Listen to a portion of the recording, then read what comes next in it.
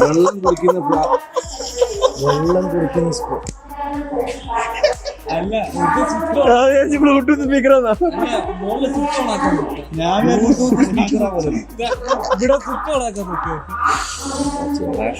കൊറേ അന്തം കമ്മികളും കൊണ്ടൊരു യാത്ര ചെയ്യേണ്ട ഗതികേട്. ഇമാര് ഗതികേടം ദുനിയാവിലെ ഒരാൾക്കും ഉണ്ടാകില്ല. ഇനി ക്യാമറ ഓഫായി കളി.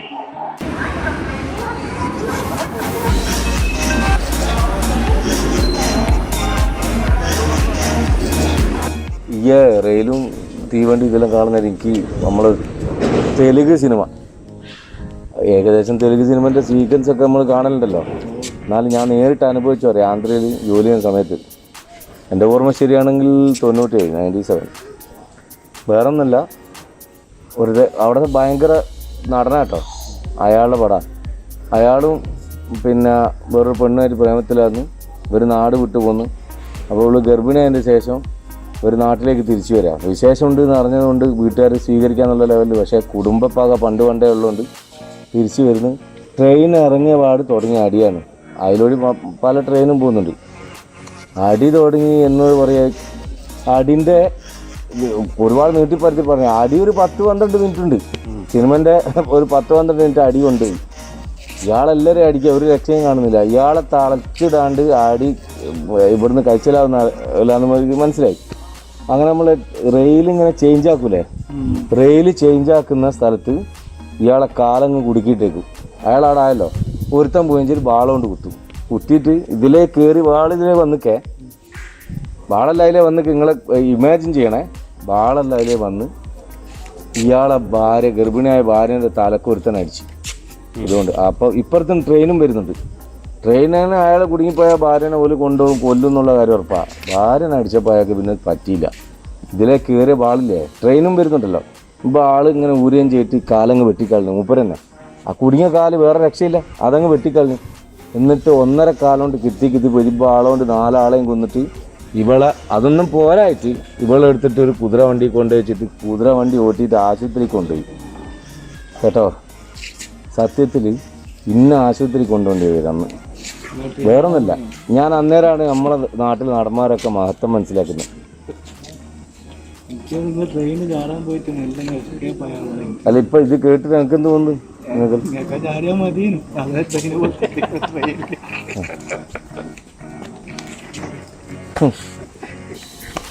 എന്താ പറഞ്ഞപ്പോ ഏതായാലും നിങ്ങള് കണ്ടു.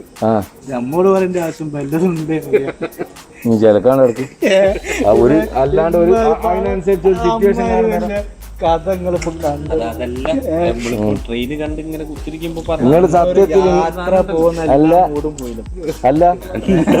അല്ല ഇത് ഇല്ലാത്തൊന്നല്ല. ഞാൻ യൂട്യൂബിൽ കാണിച്ചു തരാം അപ്പാടോ.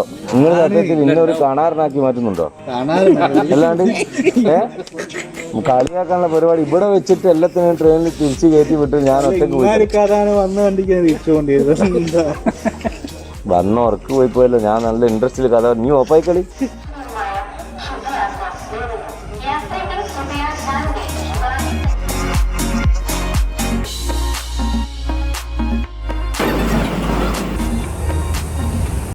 എടാ പിന്നെ വേറൊരു കഥ ഉണ്ട്.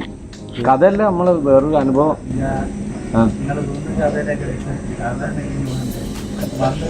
ഇനി ഒരാളാ തീരുമാനിക്കുന്നതല്ല എന്റെ ഒരു അഭിപ്രായം. അതിലായിട്ട് 3-4 പാട്ട് പാടിക്കും, കഥ വേണ്ട. അല്ല നേരത്തെ പോലത്തെ കഥ ആയിരിക്കും. അത് വേണ്ട, നമുക്ക് പിന്നെയും പറയാം. ആയിക്കോട്ടെ പാട്ട് പാടി. പഴയ പാട്ട് നിങ്ങൾക്കെല്ലാം അറിയുന്ന ഒരു പാട്ടാണ്, നമ്മള് കല്യാണത്തിന് പാടുന്ന മാതിരി. അപ്പോ അരമനയിൽ സുൽത്താന്റെ പരിചരന്റെ പ്രിയമകനാണ് ബദറുൽ മുനീർ. അവനെ പ്രിയതമനായി കാണുന്നു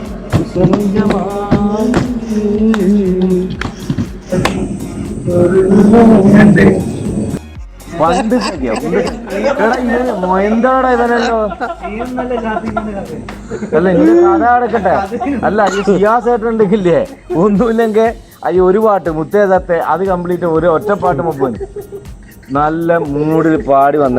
ഇതാ ഞാൻ പാടാത്ത റംഷി നശിപ്പിച്ച് കേൾക്കാണ്ട് പോടി. ഇനി ഒരു കാര്യം ചെയ്യ്, നിർത്തണ്ട.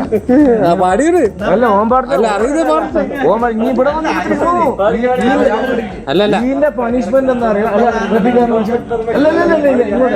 പെർഫെക്റ്റ് ഇനി വലിയ ഇതാക്കണ്ട. ആ ആ അതെ പാടാ ഇപ്പൊ സമ്മതിക്കും. ഇനിയിപ്പോ നീ പാടിക്കും, ഞാൻ പാടണോ? നീ പാടണോ? നിന്റെ പാട്ട് പാടാക്കിയ നീ വലിയ പാട്ടുകാരനായിട്ട് പാടിയതല്ലേ? പാടും. അവളുടെ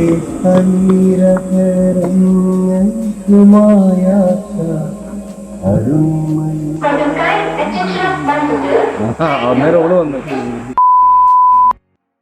പാടാ. ഇപ്പം ഒച്ച പാടുമ്പോ ആളെല്ലാം പോയി വേഗം പാടും. അവളുടെ ശരീരധരങ്ങൾക്കുമായാത്ത അരുമയുണ്ടായിരുന്നു ഒത്തേറെ പറയുവാൻ ദാഹമുണ്ടായി. മസിയെഴുതാത്തൊരക്കരിനിരിപ്പൂക്കളിൽ കനവുകളേറെയുണ്ടായിരുന്നു പ്രണയത്തിൻ മാധുരി. മതിയാക്കിയടാ.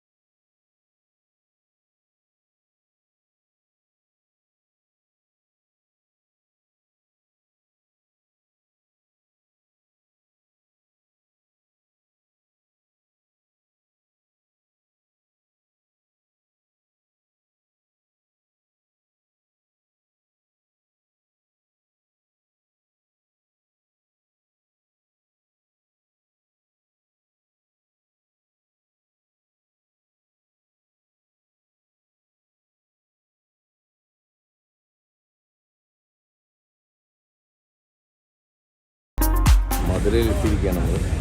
ഇനി സ്ഥിരമായിട്ട് ഞാൻ ഇടയ്ക്കിടയ്ക്ക് കൂട്ടുകാരും എത്തും. വരുന്ന മധുരയിലെ ചില സ്ഥലങ്ങളിൽ അങ്ങോട്ടൊക്കെ ഒന്ന് പോകണം. പ്രത്യേകിച്ച് സിക്കന്ദർ മല, അതിൻ്റെ മുകളിൽ അവിടെ ഒരു മക്കാമുണ്ട്. അപ്പോൾ അതിൻ്റെ മുകളിൽ നമ്മൾ കയറി നിന്ന് കഴിഞ്ഞാൽ മധുര ചുറ്റി മുഴുവൻ കാണാം. നമുക്കറിയാം മധുര മീനാക്ഷി ക്ഷേത്രം എല്ലാവരും കേട്ടിട്ടുണ്ടാവും. അവിടെ പോയിരുന്നാൽ കാണാവുന്ന അത്രയും വലിയ കാഴ്ചകളാണ് ഈ മലയ്ക്ക് മുകളിൽ ഉള്ളത്. തീർച്ചയായിട്ടും മധുരയുടെ വിവിധ വിശേഷങ്ങളും കാഴ്ചകളുമായി നമ്മൾ വീണ്ടും വരുന്നതാണ്. റൂമിൽ പോയി ഒന്ന് കുളിച്ച് ഫ്രഷായി ഉഷാ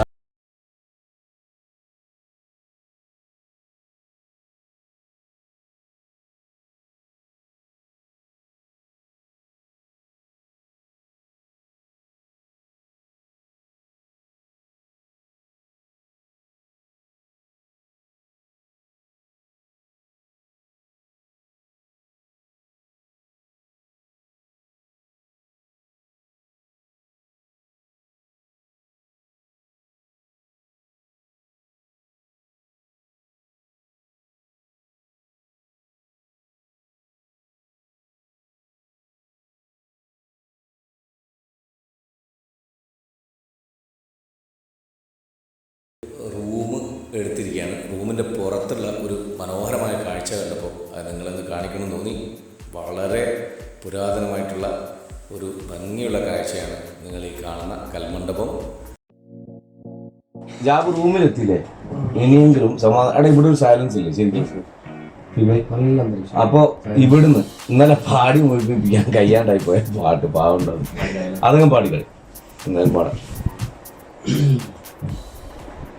ഒരു നീലാതീരത്ത് ഒരുങ്ങി വന്നെത്തുന്ന ശരത്കാല ശശിലേ എന്താണ് അല്ല ഇവിടെ ആള് പാട്ട് പാടുന്നില്ല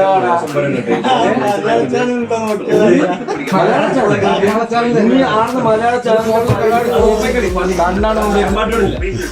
ചെറിയ അല്ല അല്ല അതിന് വേറെ അല്ല ഇനി ഓഫാക്കിയാൽ നീയാണ് പാടല് ആ നീ പാടണോ അതെ അവന്റെ ഏതാ ഏതൊരു ഗസലുണ്ടോ പാട് പാട് പാട് പേരടിയോ ഗസല് ഓൻ പാടുന്ന ഗസലില്ലേ അല്ലല്ല ഓൻ ഉണ്ടാക്കിയൊന്നല്ല ഓനിക്ക് അറിയുന്ന വരിയായി അത് പാട്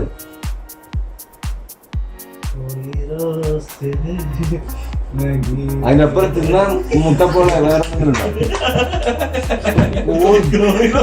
കോഴി റോസ്റ്റ് പോലെ ആടെ മട്ടൻ ചോപ്സാ ആ പാട്ട് മനസ്സിലാക്കി ജഗ്ജിയുടെ വളരെ പ്രശസ്തമായ ഒരു പാട്ടാണ് അതെ कोई दोस्त है न सुकून है कोई दोस्त है न दलील है അങ്ങനത്തെ പറഞ്ഞ പാട്ട് എന്നിട്ട് കോഴി ഇത് നല്ല എനിക്ക് പോരാ പാട്ട്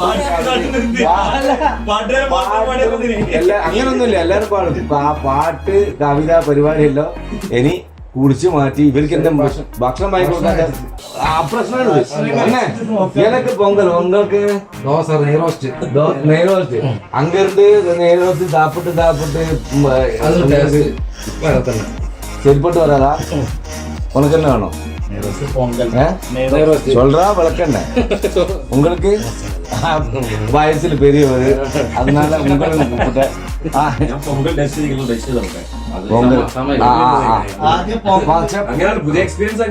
முழுசா சாப்பிடலன்னா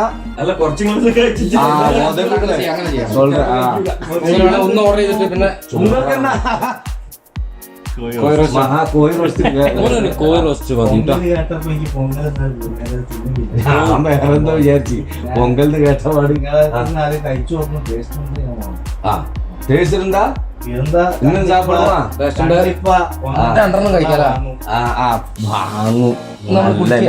എന്ത് ചൊക്ക തമിഴാ നോക്കണം ഗംഭീരം ഒരു രക്ഷയില്ല എന്നാ പിന്നെ കുളിക്കാം നമുക്ക് ആ നിങ്ങൾ കുളിക്കലുണ്ടായി